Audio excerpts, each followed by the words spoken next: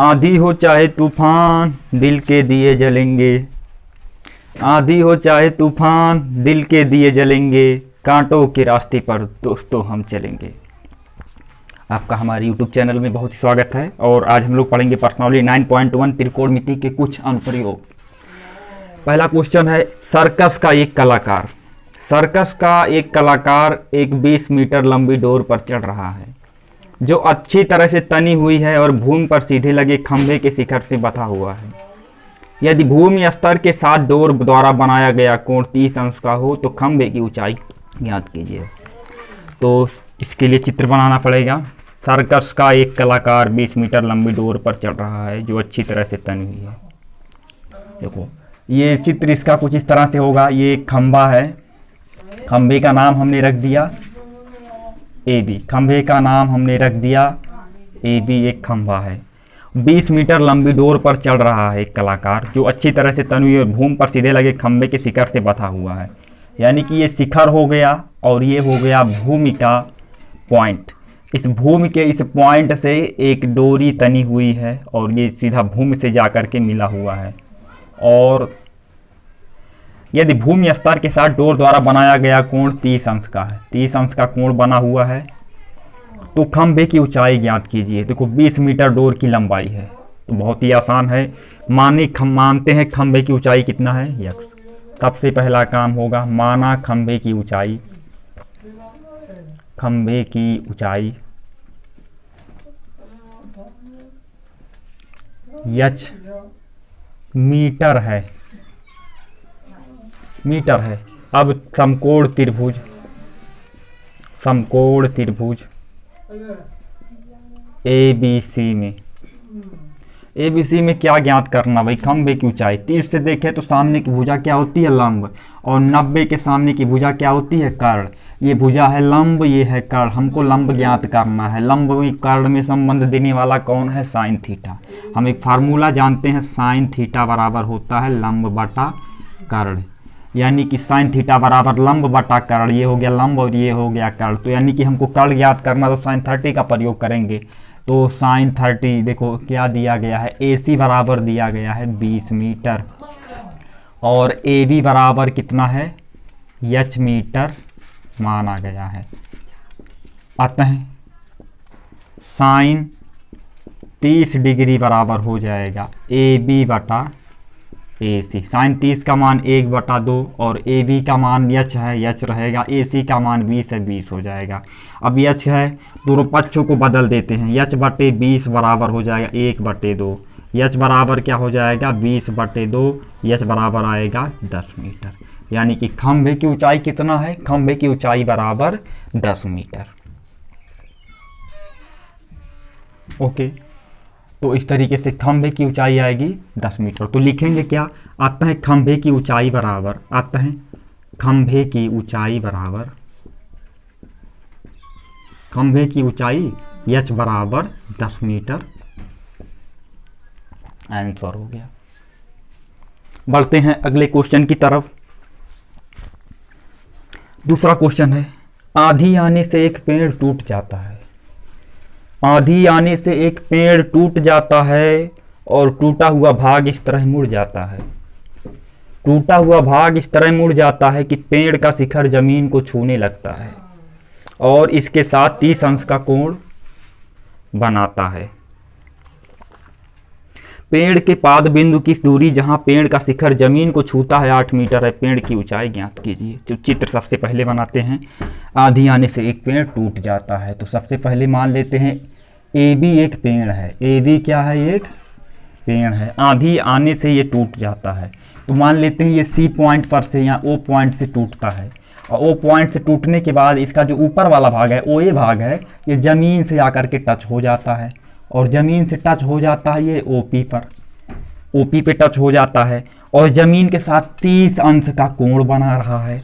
तो पेड़ के पाद बिंदु, यही B क्या हो गया? पेड़ का पाद बिंदु हो गया जहां पेड़ का शिखर जमीन को छू रहा है। पेड़ का शिखर, शीर्ष कहाँ छू रहा? जमीन को छू रहा है।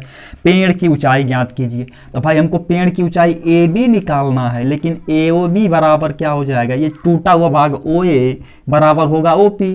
तो पेड़ की ऊंचाई बराबर हो जाएगा ओ बी प्लस ओ ए, यानी कि O B plus O P हो जाएगा। तो देखो इसमें दिया गया है 8 मीटर है, पेड़ का शिखर जमीन को छूता है, ये दूरी कितना है 8 मीटर है। तो इसके लिए देखो हमको क्या करना होगा, सबसे पहले लिखेंगे दूसरा क्वेश्चन में, माना पेड़ की ऊंचाई, माना पेड़ के टूटे हुए भाग की ऊंचाई, देखो माना पेड़ के टूटे हुए भाग की ऊंचाई, टूटे हुए भाग की ऊंचाई x मीटर तथा शेष बचे हुए भाग की ऊंचाई y मीटर है, तथा शेष बचे हुए भाग की ऊंचाई y मीटर है। तो भाई x टूटा हुआ भाग x, यानी कि ये दूरी कितना हो गया x, ये दूरी हो गया x, तो ये भी कितना होगा वही दूरी है, तो ये भी हो गया x, और ये भाग कितना हो गया y। तो पेड़ की ऊंचाई कितना हो गया x प्लस y आता है, पेड़ की ऊंचाई बराबर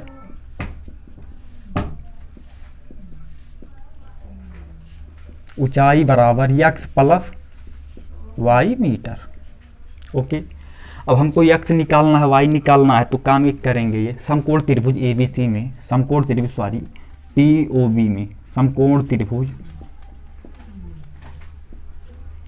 POB में क्या हो जाएगा, PD बराबर दिया गया है 8 मीटर, BO बराबर दिया गया है y मीटर, PO बराबर कितना है x मीटर है, x है माना गया है ये।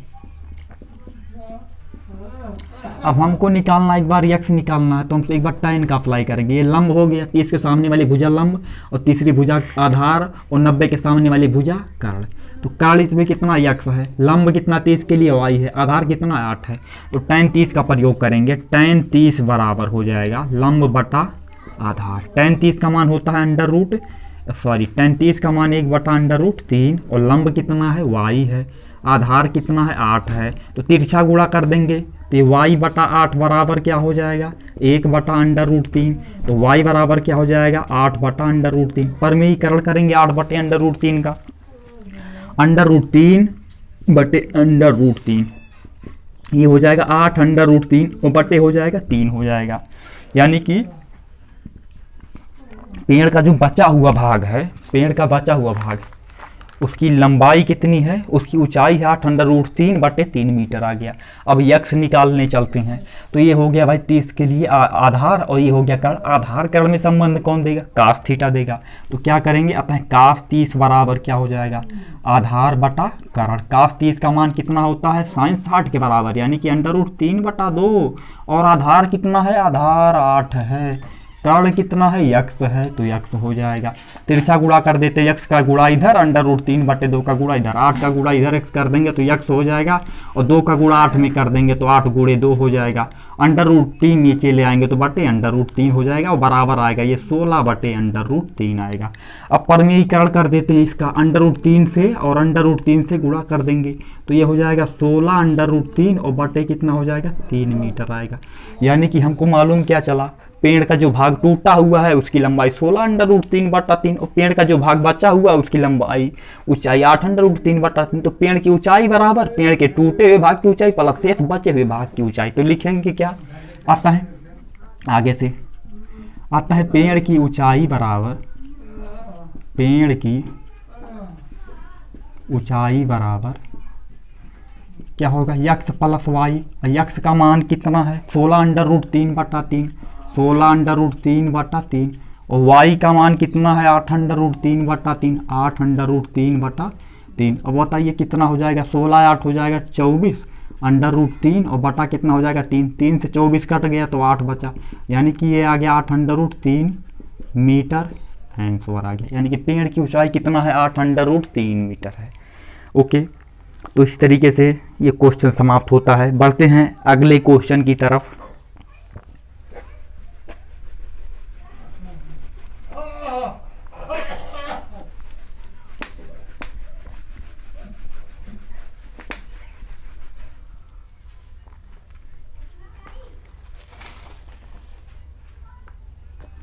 क्वेश्चन नंबर 3, एक ठेकेदार बच्चों को खेलने के लिए एक पार्क में 2 फिसलन पट्टी लगाना चाहती है। 5 वर्ष से कम उम्र के बच्चों के लिए वह एक ऐसी फिसलन पट्टी लगाना चाहती है जिसका शिखर 1.5 मीटर की ऊंचाई पर हो, भूमि के साथ 30 अंश के कोण पर झुका हुआ हो, जबकि इससे अधिक उम्र के बच्चों के लिए वह 3 मीटर की ऊंचाई पर एक अधिक ढाल की फिसलन पट्टी लगाना चाहती है जो भूमि के साथ 60 अंश का कोण बनाती है। प्रत्येक स्थिति में फिसलन पट्टी की लंबाई क्या होनी चाहिए? देखो, सबसे पहला काम ये होगा कि एक चित्र बनाएंगे। 2 फिसलन पट्टी लगाना चाहती है। 5 वर्ष से कम उम्र के बच्चों के लिए एक ऐसी फिसलन पट्टी लगाना चाहती है जिसका शिखर 1.5 मीटर की ऊंचाई पर हो। इस फिसलन पट्टी की ऊंचाई कितनी है? 1.5 मीटर है। मान लेते हैं फिसलन पट्टी क्या है? AB है, और AB हो गया इसकी ऊंचाई, और फिसलन पट्टी है तो भूमि के साथ कितने कोण पर सपोज कर लीजिए, इसको एज्यूम करते हैं, मान लेते हैं कि ये जो है आपका 30 डिग्री पर झुका हुआ है। A हो गया, B हो गया, ये हो गया, C हो गया। ये 5 साल से कम उम्र के बच्चों के लिए फिसलन पट्टी है। अब दूसरा है इससे अधिक उम्र के बच्चों के लिए 3 मीटर की ऊंचाई पर। अब दूसरा फिसलन पट्टी लगा दे रहे हैं 3 मीटर की ऊंचाई पर। ये 3 मीटर की ऊंचाई पर है, ये दूरी है 3 मीटर। अब PQR हो गया, और ये कोण बना रहा है आपका 60 डिग्री ऊंचाई पर है। तो प्रत्येक स्थिति में फिसलन पट्टी की लंबाई क्या होनी चाहिए? फिसलन पट्टी की लंबाई बताना है। तो देखो, सवाल सॉल्व करते हैं। यानी कि हमको बताना है ये AC की लंबाई, बताना है PR की लंबाई। तो सबसे पहले क्या होगा? माना पहले स्थिति में मान लेंगे कि पहले स्थिति में यानी कि 5 साल से कम उम्र के बच्चों के लिए फिसलन पट्टी की लंबाई, तो वो फिसलन पट्टी यही हो गया, AC फिसलन पट्टी की लंबाई हो गई। ये 5 साल के कम उम्र के बच्चों के लिए, और ये 5 साल से अधिक उम्र के बच्चों के लिए है। तो मानेंगे क्या? माना 5 वर्ष से कम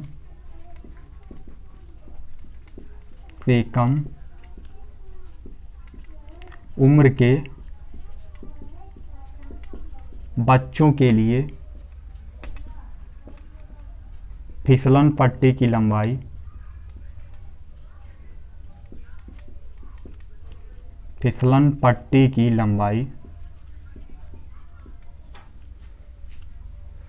x मीटर है। कितना है? x मीटर है, तथा 5 से अधिक उम्र के बच्चों के लिए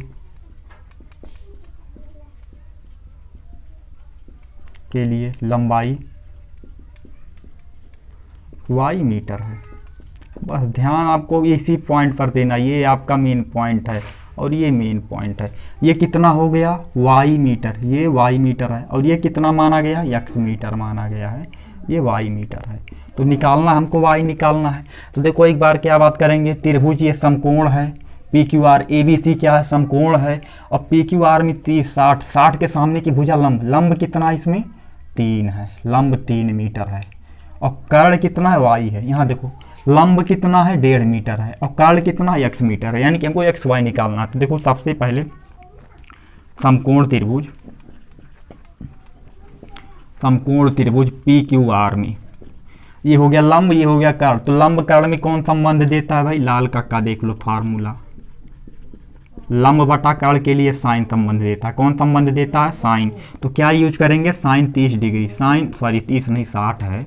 साइन 60 डिग्री बराबर क्या हो जाएगा? लंब बटा कर्ण, और लंब साइन 60 का मान √3/2, लंब कितना है? 3 हो जाएगा। कर्ण कितना है? y हो जाएगा। अब तिरछा गुणा कर देंगे, y का गुणा इधर और √3 का गुणा इधर, तो ये हो जाएगा √3y बराबर हो जाएगा 2 × 3, या y बराबर हो जाएगा 2 × 3/√3, यानी कि 6/√3 हो जाएगा। परमीकरण कर देते हैं, √3/√3 से गुणा, तो ये हो जाएगा 6√3/3, और 3 से काटेंगे तो आएगा 2√3, और क्या रहेगा? ये मीटर रहेगा, 2√3 मीटर। यानी कि पहले स्थिति में जो फिसलन पट्टी है 5 से अधिक उम्र के बच्चों के लिए, उसकी लंबाई है 2√3 मीटर। अब दूसरे त्रिभुज में बात करते हैं, समकोण त्रिभुज ABC में। समकोण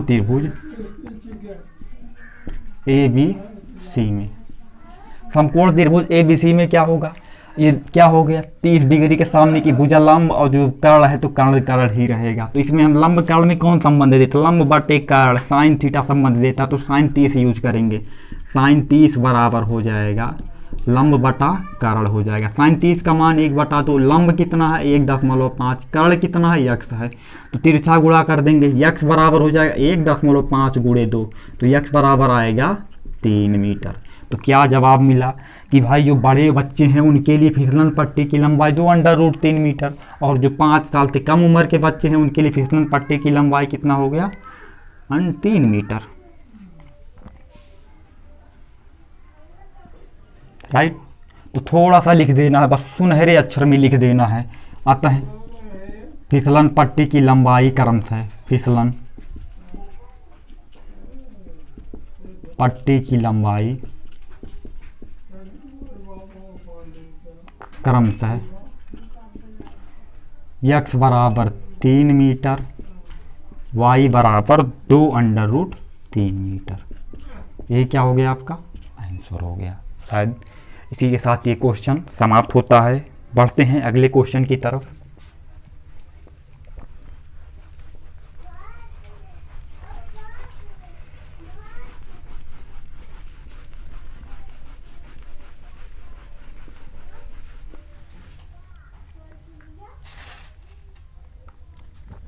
चौथा क्वेश्चन है, भूमि के एक बिंदु से जो मीनार के पाद बिंदु से 30 मीटर की दूरी पर है, मीनार के शिखर का उन्नयन कोण 30 अंश है, मीनार की ऊंचाई ज्ञात कीजिए। सबसे पहले चित्र बनाएंगे भूमि के एक बिंदु से, मीनार बना देते हैं। मीनार का नाम हमने रख दिया मीनार ए बी है। मीनार क्या नाम है मीनार का, ए बी एक मीनार है। अब भूमि के पाद बिंदु से, यही पाद बिंदु हो गया अभी, इससे 30 मीटर की दूरी पर मान लेते हैं एक बिंदु स्थित है, सी स्थित है। अब इस बिंदु से मीनार के शिखर का उन्नयन कोण, शिखर कौन है ए है, ए का उन्नयन कोण सी से, जब ए को देखेंगे तो एक रेखा दृष्टि रेखा बनेगी और ये कोण आपका उन्नयन कोण बनेगा, ये कोण 30 डिग्री है। और ये दूरी कितना है 30 मीटर है, 30 मीटर दूरी दिया गया है। और मीनार की ऊंचाई ज्ञात करना है, तो मान लेते हैं मीनार की ऊंचाई क्या है, स्मॉल एच है। तो स्मॉल एच है, तो सबसे पहला काम क्या होगा, लिखेंगे साफ साफ अक्षरों में, माना मीनार की ऊंचाई, माना मीनार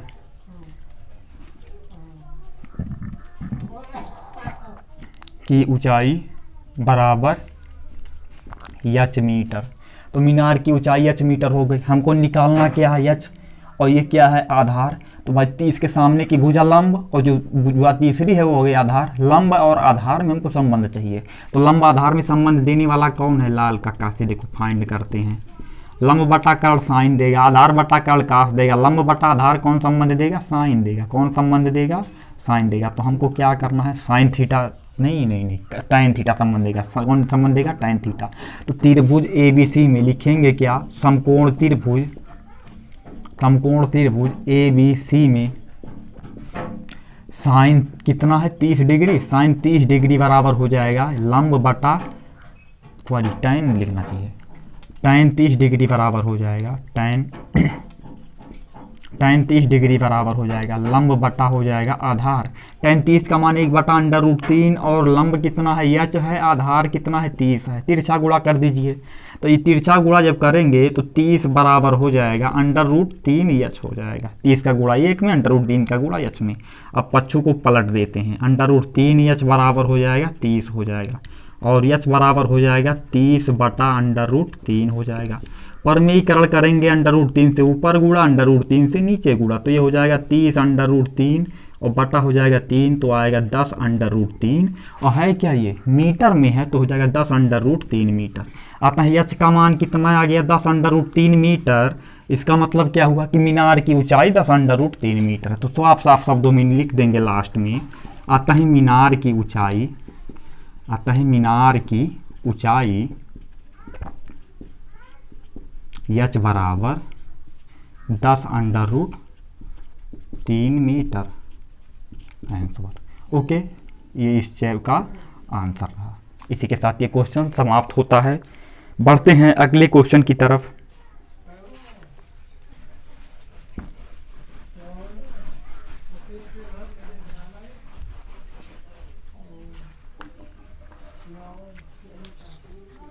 पांचवा क्वेश्चन है, भूमि से 60 मीटर की ऊंचाई पर एक पतंग उड़ रही है। पतंग में लगी डोरी को अस्थायी रूप से भूमि के एक बिंदु से बांध दिया गया है। भूमि के साथ डोरी का झुकाव 60 अंश है। यह मानकर कि डोरी में कोई ढील नहीं, डोरी की लंबाई ज्ञात कीजिए। देखो, सबसे पहले पतंग मान लीजिए यहाँ पे उड़ रहा है। अब पतंग जब यहाँ पे उड़ रहा है और ये ज़मीन हो गया, तो ज़मीन पे और पतंग के बीच की जो दूरी है, लंबवत ऊंचाई है, वो कितना दिया गया है। मान लीजिए पतंग हमारा ए पॉइंट पर है, पतंग हमारा ए पॉइंट पर है और ज़मीन पर एक पॉइंट है बी जो लंबवत है, और ये दूरी कितना है, 60 मीटर की ऊंचाई है। 60 मीटर की ऊंचाई है। और मान लेते हैं पतंग है, तो पतंग को हमने यहाँ से बांधा, तो पतंग ऊपर तो उड़ेगा नहीं, पतंग कुछ तिरछा ही जाएगा। तो पतंग ए पर उड़ता उड़ता जा रहा है और ये इसकी डोर तनी हुई है और इस पॉइंट पर इसको बांधा गया है और इसको मिला देते हैं इससे, तो कितनी, और ये कोण जो बना रहा है ये 60 अंश का कोण बना रहा है। तो यह मानकर कि डोरी में कोई ढील नहीं, डोरी की लंबाई ज्ञात करना। डोरी की लंबाई, इस त्रिभुज में डोरी कौन है, ये बी के सामने वाली भुजा यानी कि कर्व। मान लेते डोरी की लंबाई कितना है, यक्स मीटर है, यक्स मीटर। अब देखो 60 डिग्री के सामने की भुजा लंब कितना है, 60 है, और कर्ण कितना है, यक्स। तो लंब और कर्ण में संबंध चाहिए, तो लंब कर्ण में संबंध देने वाला कौन है, साइन। साइन संबंध देगा। तो लिखेंगे 5वां क्वेश्चन। अब देखो इसमें हमको ज्ञात करना डोरी की लंबाई, तो कुछ करना नहीं, साफ साफ लिखेंगे। माना डोरी की लंबाई ज्ञात करना है, तो माना डोरी की लंबाई बराबर यक्स मीटर। तो समकोण त्रिभुज ए बी सी में क्या लिखेंगे, साइन तो लगाना ही है। साइन 60 बराबर हो जाएगा 60 बटा यक्स। साइन 60 का मान √3/2 बराबर हो जाएगा 60 बटा यक्स। तिरछा गुणा कर देंगे, यक्स का गुणा √3 में होगा तो √3 यक्स, और 60 का गुणा 2 में होगा तो 60 × 2, √3 यक्स बराबर हो जाएगा 120 हो जाएगा। यक्स बराबर हो जाएगा 120 बटे √3। अब क्या करेंगे, हर में कर ही आ गया तो कुछ करना नहीं, पर में ही कर देते हैं। √3 से गुणा, अंत में √3 से गुणा हर में कर देंगे, तो √3 बटा √3 हो जाएगा। ऊपर होगा 120 √3 और बटे हो जाएगा 3। 3 से 120 कटेगा तो कितना आएगा, 40 √3। और यक्स है किस में, मीटर में, तो लिख देंगे क्या, मीटर। तो क्या निकल करके आया, यक्स। डोरी की लंबाई आ गया भाई 40 √3। तो बस लास्ट में स्पष्ट अक्षरों में बता देना है कि डोरी की लंबाई बराबर 40 √3 मीटर। तो आता है डोरी की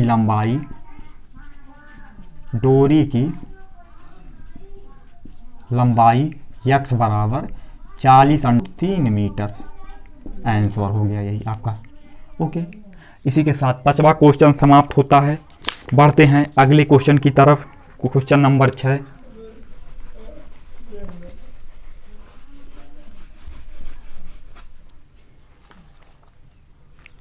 छठवां क्वेश्चन है, 1.5 मीटर लंबा एक लड़का 30 मीटर ऊंचे एक भवन से कुछ दूरी पर खड़ा है। जब वह ऊंचे